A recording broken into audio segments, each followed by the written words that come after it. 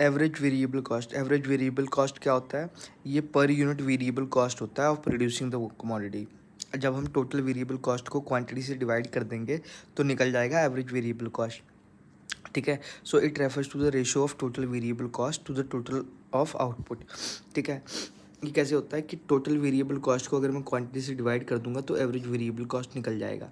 सो जैसे कि 10 है, 10 को अगर डिवाइड करूँ 1 से तो आएगा 10। 18 को अगर 2 से डिवाइड कर दूंगा तो 9 आ जाएगा। 24 को अगर 3 से डिवाइड कर दूंगा तो 8 आ जाएगा। तो देख रहे हैं आप, ये है average variable cost.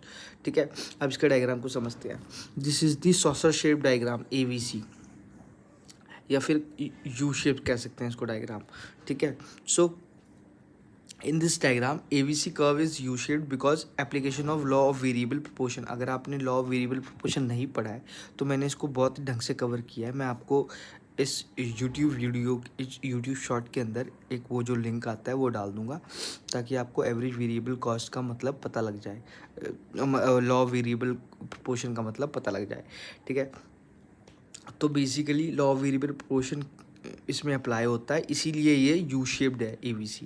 As the output increases, जैसे जैसे आउटपुट इंक्रीज होती है AVC begins to fall because of operation of law of decreasing cost.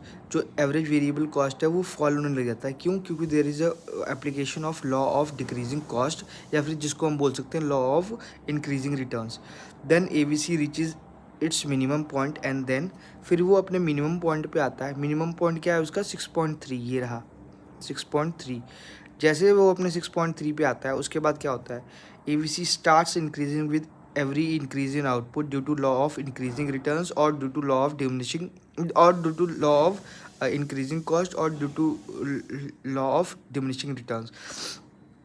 जो एवरेज वेरिएबल कॉस्ट है वो फिर इंक्रीज होने लग जाता है मिनिमम पॉइंट पे पहुंचने के बाद। क्यों होता है? क्योंकि या तो इसका रीज़न होगा कि लॉ ऑफ इंक्रीजिंग कॉस्ट, मतलब कॉस्ट बढ़ने लग जाती है, या फिर इसको हम बोल सकते हैं लॉ ऑफ डिक्रीजिंग या डिमिनिशिंग रिटर्न्स। ठीक है, दस AV follow application of law of variable proportion. इसीलिए एवरेज वेरिएबल कॉस्ट जो है वो फॉलो करता है लॉ ऑफ वेरिएबल प्रोपोर्शन। ठीक है, so this was all about average variable cost. I hope आपको एवरेज वेरिएबल कॉस्ट ढंग से समझ में आ गया होगा। इन केस नहीं आया है तो मैंने इसका पूरा एक लेक्चर किया हुआ है, मैं आपको डाल दूंगा। ठीक है, kindly please do like share and subscribe my channel. Thank you.